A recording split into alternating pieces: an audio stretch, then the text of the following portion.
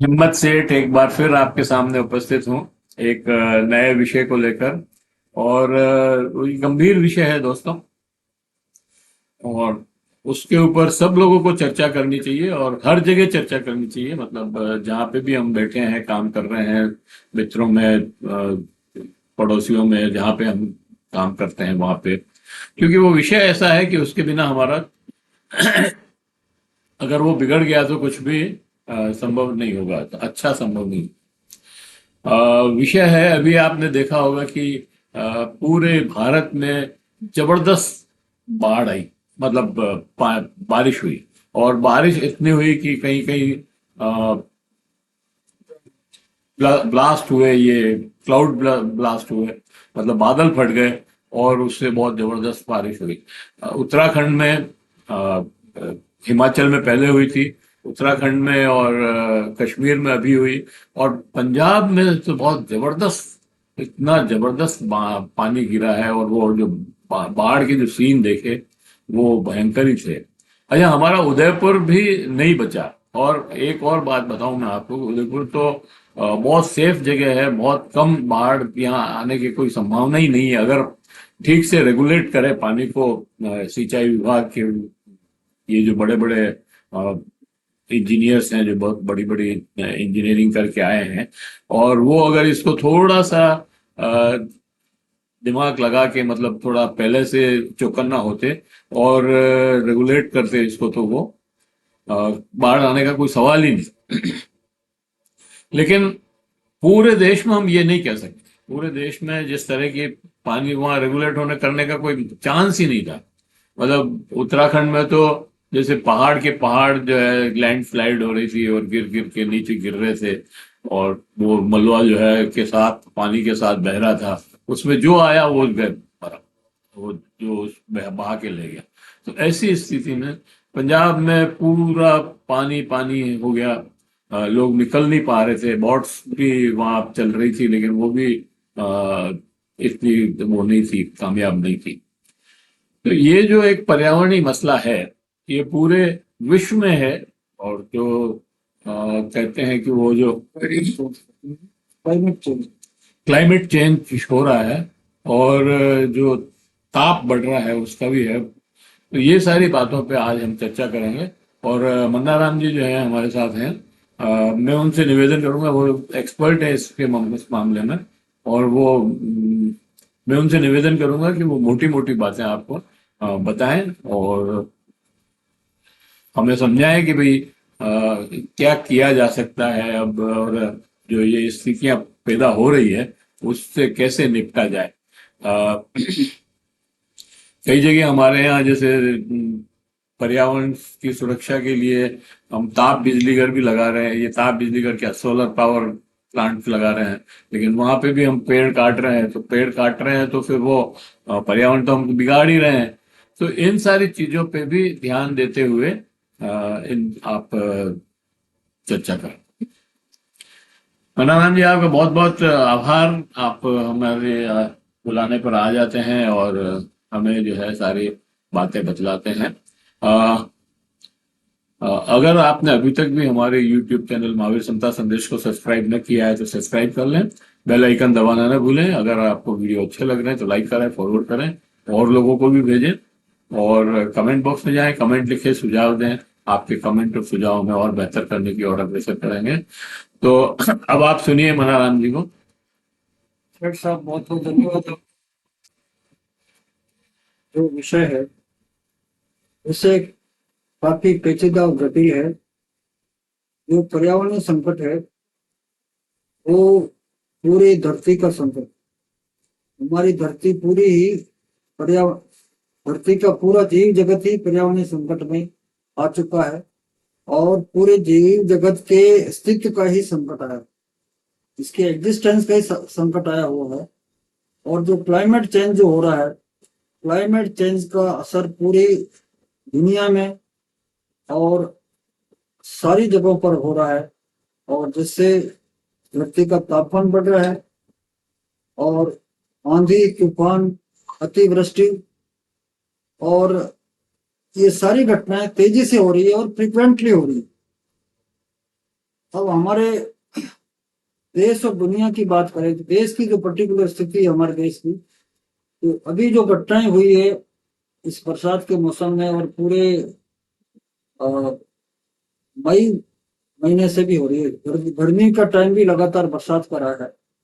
तो लगातार जो समुद्रों का आंधी तूफान आने का जो सिलसिला है वो क्लाइमेट चेंज की वजह से तेज हो गया है, उनकी फ्रीक्वेंसी बढ़ गई है। तो उसका असर यहाँ के इस पूरे महाद्वीप का जो सब कॉन्टिनेंट है हमारा, उस पूरे सब कॉन्टिनेंट के जलवायु पर पूरा भारी असर हो रहा है, यहाँ की फसलों पर हो रहा है, यहाँ के लोगों के जीवन पर हो रहा है। तो अब जो विकास की जो प्रक्रिया है सरकारों की और हमारे देश की सरकार की और दुनिया की सरकारों की, वो पर्यावरण के खिलाफ जा रही है लगातार। और सारा जो नियंत्रण है वो कुछ लोगों के हाथ में है, सत्ता का भी, पैसे का भी, और प्राकृतिक संसाधनों पर भी नियंत्रण कुछ कंपनियों का, कुछ लोगों का कर दिया है। और लोगों के जो भी अधिकार थे पहले से जो चले आ रहे थे, उन अधिकारों को भी ये लगातार कम करते जा रहे हैं। नए नए एक्ट हमारी भारत सरकार भी ला रही है। उन एक्ट के तहत जो पर्यावरण के एक्ट थे उनको भी उन्होंने ढीला कर दिया है, फॉरेस्ट के जो एक्ट थे उनको भी ढीला कर दिया है, लोगों को जो थोड़े बहुत जो अधिकार दे रखे थे उनको भी कम कर रहे हैं। इस सारी प्रक्रिया में जो हिमालय पूरा क्षेत्र है, पूरा का पूरा हिमालय क्षेत्र, जहाँ पर उन्होंने पर्यावरण के टूरिज्म के नाम पे और देश की सुरक्षा के नाम पे जिस तरह के निर्माण हो रहे हैं, उन निर्माण की प्रक्रिया में सारा हिमालय क्षेत्र, जम्मू कश्मीर से लेकर के हिमाचल प्रदेश, उत्तराखंड और आगे अरुणाचल प्रदेश तक, ये सारा का सारा हिमालय का क्षेत्र है, पूरा गंभीर संकटग्रस्त हो रहा है। और वो जो घटनाएं घट रही है लगातार, और उसके ऊपर लगातार विशेषज्ञ भी बोल रहे हैं, तमाम विशेषज्ञ बोल रहे हैं, लेकिन सरकारें अंधी होकर के अपने जो कॉरपोरेट एजेंडे को बढ़ा रही है, उनके हितों को देख रही है, और पर्यावरण के हित को नहीं देख, लोगों के हित को नहीं देख रही। अब हम देख रहे हैं पिछले महीने भर से, 2 महीने से लगातार जो बरसात हो रही है उसका असर जम्मू कश्मीर में कई जगह घटनाएं हुई है बादल फटने की, वहां कई लोग मरे भी हैं और कई लोग प्रभावित हुए हैं। और हिमाचल प्रदेश में भारी तबाही हुई है, उत्तराखंड में भी भारी तबाही हुई है, और उसका असर नीचे जो पंजाब में जो नदियां आ रही है, सतलज नदी है, रावी व्यास है, उन सारी नदियां ऊपर से ही आ रही है, उनका पानी सारा का सारा पंजाब में फैल गया है। और पंजाब में जो तबाही आई है उस तबाही का कोई अंदाज नहीं लगा सकते वो किस तरह की तबाही लोग फेस कर रहे हैं, वहां के पशु जानवर और सारा जनजीवन कितना गंभीर पीड़ित हो रहा है। तो इन हालात में हमारा ये मानना है कि जो विकास की नीति है सरकारों की, वो नीति मतलब कुदरत के खिलाफ लगातार जा रही है और लगातार विकास के नाम पे विनाश कर रहे हैं। और इसके ऊपर बातें करते हैं, ये बातें करते हैं, लेकिन काम सारा उल्टा करते हैं। सारी पॉलिसीज हैं वो कुदरत के भी खिलाफ जा रही है, आम आदमी के जनजीवन, उनके उनके हितों के भी खिलाफ जा रही है।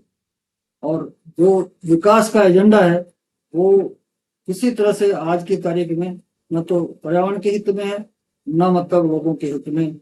इस पर विचार करने की जरूरत है, आम लोगों को भी विचार करने की जरूरत है, राजनीतिक पार्टियों को भी, और जो भी बुद्धिजीवी हैं, जो भी संस्थाएं, संगठन है, विश्वविद्यालय हैं, उन सबको जो सोचने की जरूरत। अब सिर्फ एजेंडा पेड़ लगाओ को कर रखा है।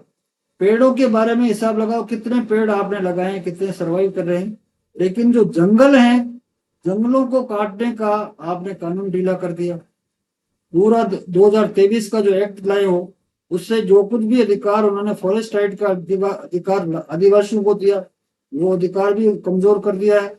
और पैसा एक्ट जो दिया विशेषकर जो आदिवासियों को, उस एक्ट को भी 2023 के एक्ट से कमजोर कर दिया।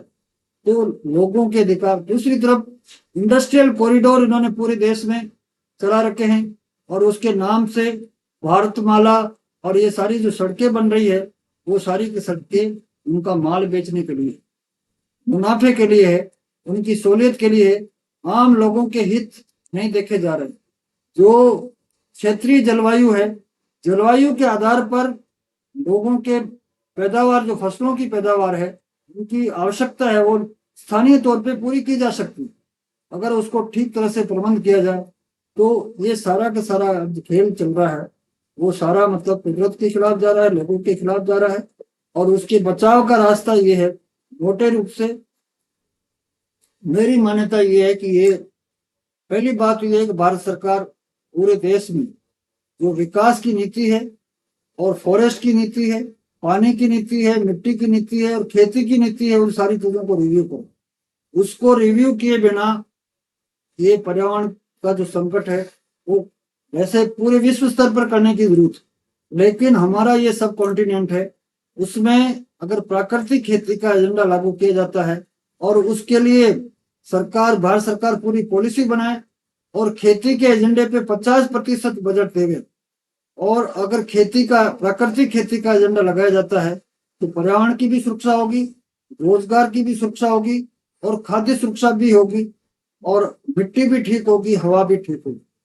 तो मेरा ये मानना है कि ये जो जो संकट आया हुआ है, उस संकट के बारे में पूरी तरह से लोगों को संगठित होकर के सरकारों पर दबाव डालने की जरूरत है, क्योंकि सरकार तो, सरकारें जिनके हाथ में है, जो पॉलिटिकल पार्टियां जिनके हाथ में है, वो मतलब लोगों का हित नहीं देख रही है, वो उनका खुद का हित देख रही है।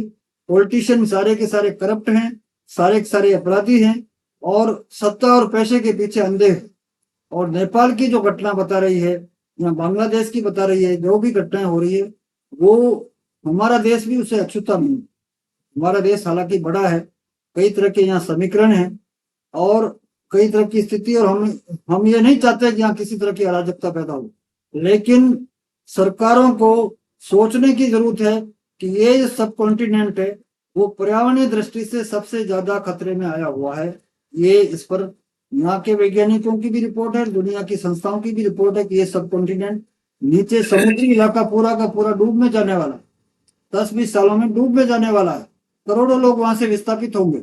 इधर हिमालय के ग्लेशियर सारे पिघलने वाले हैं और पहले तो बाढ़ से पीड़ित होंगे लोग, फिर यहाँ पानी के बहाव से पीड़ित होंगे और खाद्यान्न की समस्या बड़ी पैदा होगी। तो मैं मोटे रूप से सेठ साहब यही बात कहना चाहता हूँ कि आज जो खतरा आया हुआ है, उस खतरे को नजरअंदाज पॉलिटिकल पार्टियां भी कर रही है और आम लोग भी कर रहे हैं। आम लोगों को सिर्फ पेड़ लगाने का ये झुनझुना बजाने से कुछ नहीं होगा।